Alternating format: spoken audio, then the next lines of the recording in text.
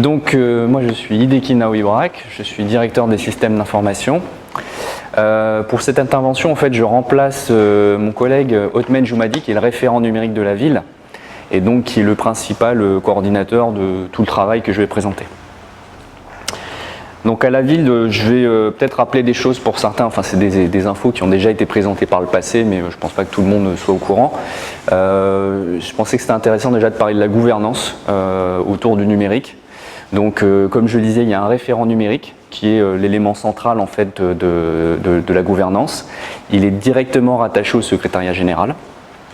Et donc il échange régulièrement avec le secrétariat général et l'exécutif, donc les élus, sur la stratégie numérique voilà, qui a été élaborée. Alors évidemment cette stratégie elle a été élaborée en concertation avec l'ensemble des services de la ville, avec deux grands contributeurs, donc nous, la direction des systèmes d'information et le service d'information géographique représenté par Moïse. Et donc effectivement on a contribué à la fois à la stratégie et on contribue à la mise en œuvre. Donc cette stratégie elle a été réalisée en 2016, voilà, par le biais de multiples ateliers de travail, d'études, etc. Il y avait deux grands axes qui sont sortis dans cette stratégie. Donc la ville intelligente, l'axe ville intelligente, donc comme on a dit, améliorer la gestion de la ville, optimiser la gestion des ressources, faire des économies. Et puis la ville numérique, donc là on est dans la relation à l'administré, donc on trouve vraiment les deux thématiques en fait qui ont été définies tout au début de la séance. Sur ces deux thématiques, alors le document de stratégie numérique est assez long, donc là c'est vraiment une synthèse très rapide en une slide voilà, sur la stratégie qui a été élaborée. Mais grosso modo il y avait 4 enjeux qui ont été imaginés. Donc un premier qui consiste, enfin de la thématique c'est communiquer et échanger, donc on est dans le lien avec l'administré, la transparence, l'échange d'informations. Donc là, on est dans des projets de communication digitale omnicanal. On a parlé tout à l'heure de notre refonte du site internet, mais c'est plus que ça, c'est finalement la stratégie digitale qu'on veut avoir avec les administrés. On a parlé de démocratie participative, donc je vais y revenir tout à l'heure. L'open data est une thématique qui rentre dans cette communication et cet échange. Ensuite, le deuxième enjeu, faciliter le bien vivre. Donc on est vraiment dans les services à valeur ajoutée pour l'administré. Donc il y a la e-administration, évidemment, tous les téléservices qu'on peut proposer. On a vu tout à l'heure que l'état civil, c'est le premier thème qui est attendu par les citoyens. L'offre culturelle numérique, dans le domaine de la culture, on fait beaucoup de choses au niveau du numérique. Le troisième enjeu, économiser des ressources.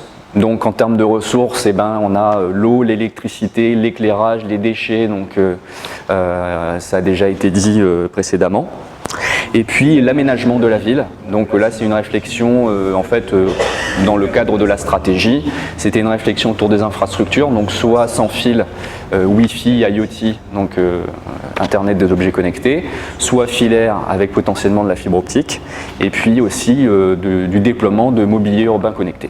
Voilà, donc tous ces éléments en fait se sont retrouvés dans la stratégie qui a été pensée en 2016. Alors, je vais continuer un peu avec des rappels sur des activités qui commencent à être un peu historiques. Ça fait plusieurs années que la ville en fait a une activité dans le domaine. Donc déjà une activité dans tout l'écosystème numérique qui a grossi au fil des années. Donc une collaboration étroite avec le gouvernement de la Nouvelle-Calédonie sur des sujets du moment comme l'identité numérique du citoyen, donc ça rejoint les travaux sur le bouton NC Connect. L'open data, donc c'est des ateliers, des travaux sur lesquels on a participé.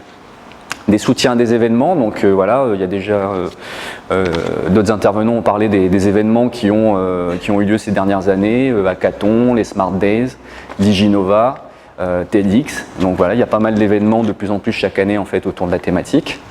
On fait du soutien à des projets innovants associatifs, donc on fait des appels à projets chaque année auprès des associations.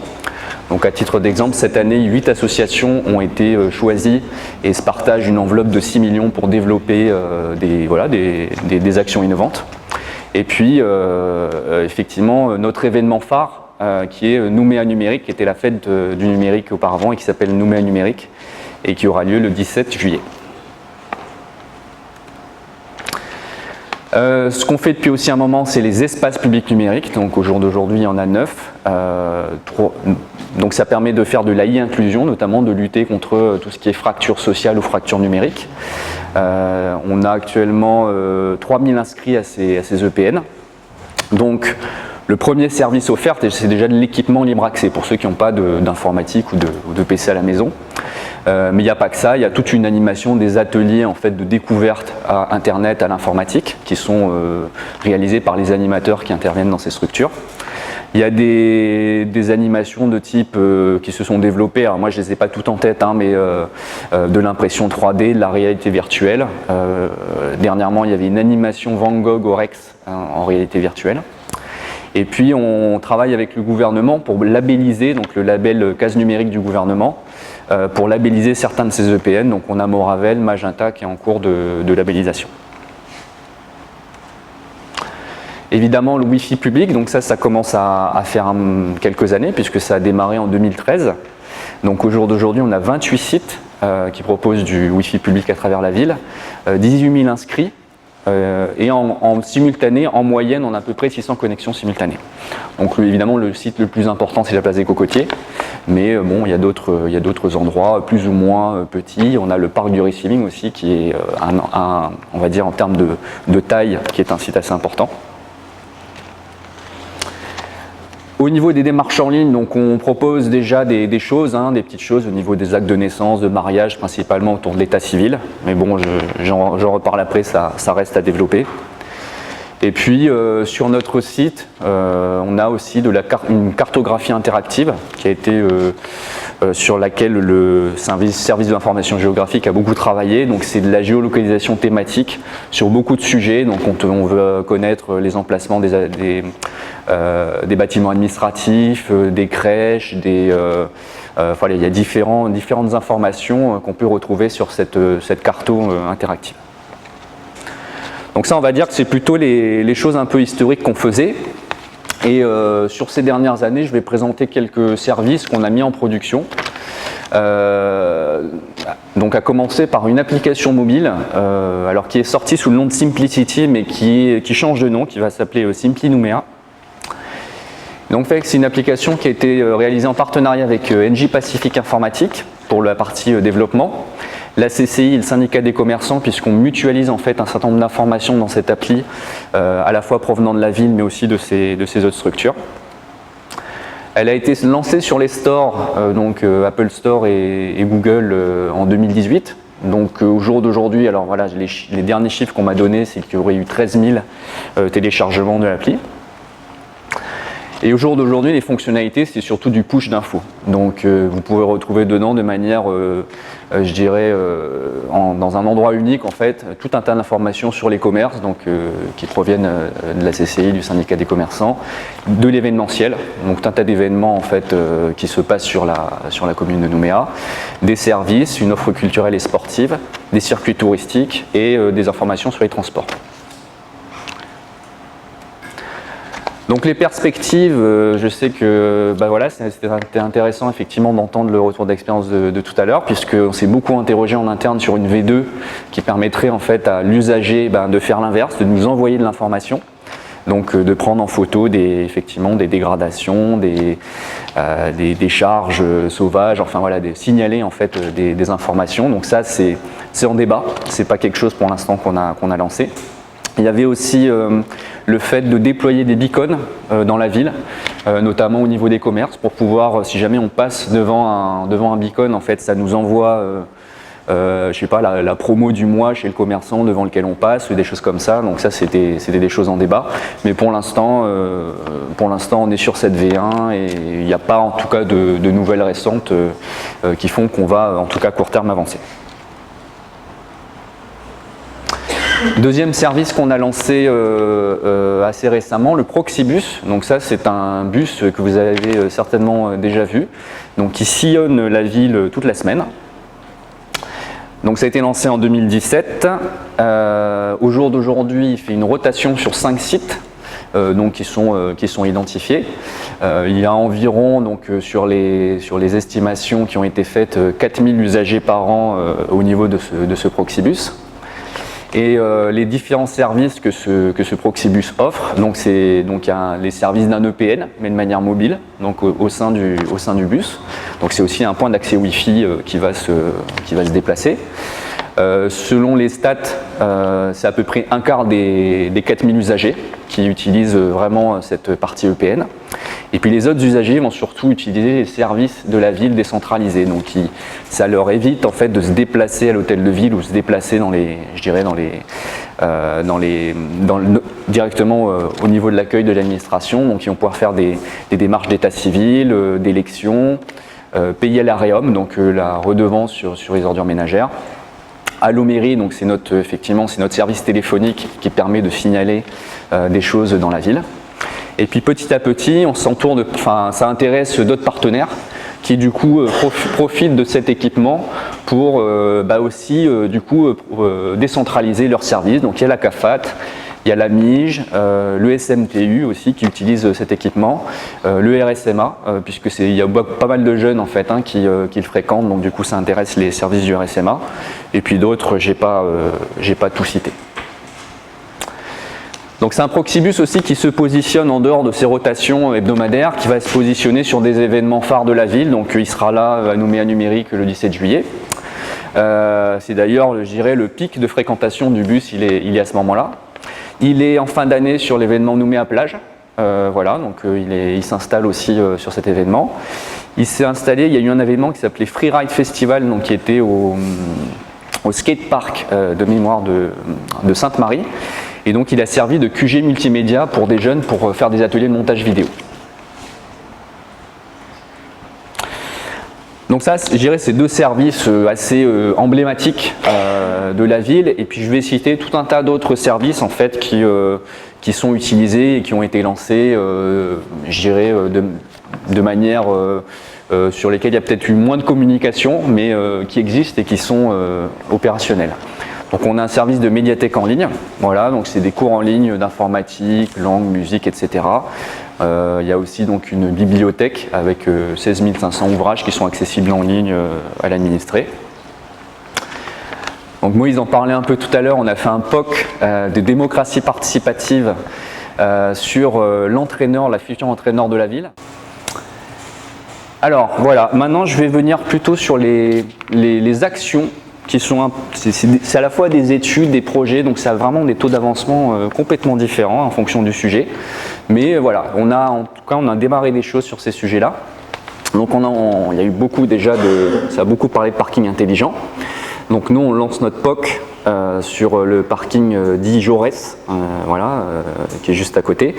C'est très limité, c'est vraiment une expérimentation sur, on en parlait tout à l'heure, sur un nombre de places limitées.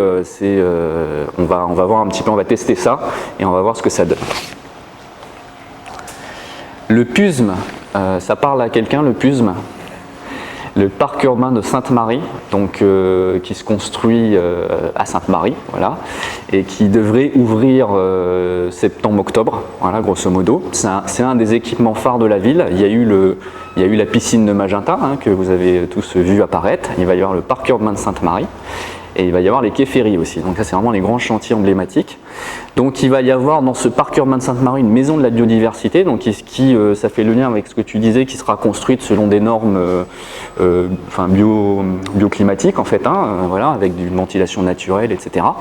Et puis il va y avoir aussi dans cette maison de la biodiversité une animation réalité virtuelle avec des casques qui vont permettre aux administrés en fait, de se projeter dans un univers qui relate la biodiversité de l'environnement dans lequel se situe ce parc. Voilà. Alors là, c'est le début du début, c'est une étude qu'on compte lancer, c'est de paiement en ligne de services municipaux, mais on est encore en discussion sur quel sujet en fait l'orienter. Donc voilà, on débat en ce moment sur justement le centre aquatique de Nouméa, c'est-à-dire pouvoir payer en fait des prestations de la piscine en ligne. Il y a le sujet de l'aréum hein, sur les ordures ménagères, il y a le sujet de la culture au niveau du théâtre ou de musée. Donc il y a plusieurs sujets qui peuvent je dirais, être éligibles à ce premier service de paiement en ligne. En lien avec le parking, on n'a pas le projet des PV en ligne? J'allais dire la même chose. Les PV en ligne, pas ma connaissance. Oui, tout à fait. Ben, on le soumettra aux services concernés, aux services compétents.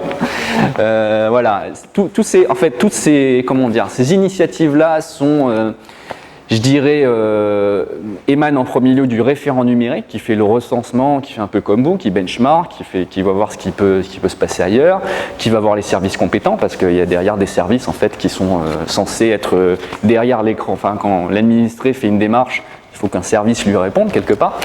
Et puis la DSI, évidemment, en support technique. Voilà, donc tout ça, c'est effectivement tout un tas de monde en fait, qui discute, qui débat.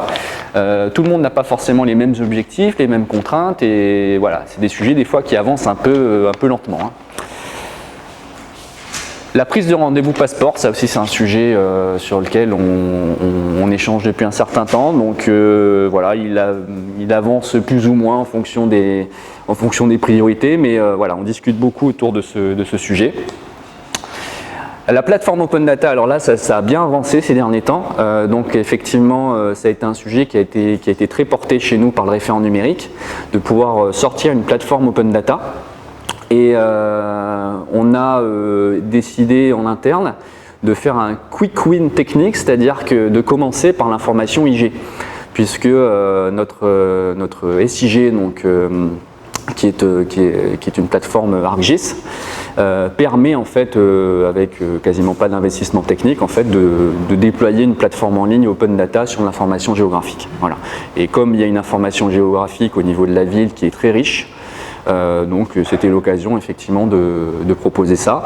Donc on a déjà eu un premier G qui a été présenté il n'y a pas longtemps et on verra dans quel délai elle sera proposée. Donc j'en ai déjà parlé, une refonte de la stratégie digitale multicanal du site internet, ça c'est une étude qu'on va lancer. Une autre initiative qui a été lancée au niveau du pôle aménagement, c'était des compteurs électriques intelligents sur les bâtiments municipaux avec un outil qui s'appelle Virtuose. Donc j'ai pas trop eu de nouvelles ces derniers temps de cette initiative, mais enfin bon, voilà, ça faisait partie en tout cas des initiatives qui avaient été démarrées ici et là. Et pour finir, je cite des idées, des ambitions qui ont été affichées dans le cadre de la stratégie, mais qui au jour d'aujourd'hui n'ont pas, enfin sont un peu au point mort, hein, n'ont pas démarré. Mais néanmoins je les cite parce que voilà, ça avait été mis en exergue. Donc évidemment développer vraiment l'offre de téléservices sur l'état civil, évidemment, c'est vraiment identifié comme un secteur numéro 1. Sur tout ce qui est lutte anti-vecteur, hein, pour que les citoyens en sachent un peu plus dans le cadre de la lutte contre la dengue. Mais là-dessus, c'est un peu en pause parce que je ne sais pas si vous avez suivi, il y a un programme qui s'appelle Volbakia, en fait, dont l'espoir est carrément de faire disparaître la dengue, en tout cas sur la commune de Nouméa, par le fait de lâcher en fait, des moustiques qui sont porteurs en fait, d'une bactérie qui s'appelle Volbakia. Donc on va attendre ça et voir si ça règle définitivement le problème ou pas. Et puis l'inscription des actifs municipales, ça c'est assez demandé aussi, c'est quelque chose qui est porteur. La démocratie participative, alors c'est un sujet qui fait beaucoup débat, effectivement, il y a des pour, il y a des moins pour, on sait que dans les référents de quartier, c'est beaucoup demandé. Voilà, pour permettre aux référents de quartier justement de mieux exprimer leurs idées, de pouvoir débattre sur une plateforme électronique. Donc voilà, je le cite parce que c'est un sujet qui fait discussion. La culture, donc développer l'expérience numérique dans les musées. On peut se rendre compte en faisant un peu de benchmark, en regardant ce qui se passe ailleurs, que ça bouge beaucoup dans les musées au niveau numérique. C'est en train de transformer en fait les activités culturelles. Et puis évidemment tout ce qui est gestion intelligente des ressources, voilà, avec de la télégestion, de la supervision de l'éclairage public. Et puis tout ce qui est autour des déchets, donc avec des capteurs de remplissage de bacs individuels. Et il y avait aussi une discussion en fait de pouvoir gérer un peu mieux les passages en fait des camions poubelles en fonction des remplissages des poubelles, d'optimiser ça en fait. Mais bon, voilà, au jour d'aujourd'hui, on n'a rien démarré là-dessus, mais ça faisait partie en tout cas de ce qui était affiché dans la stratégie.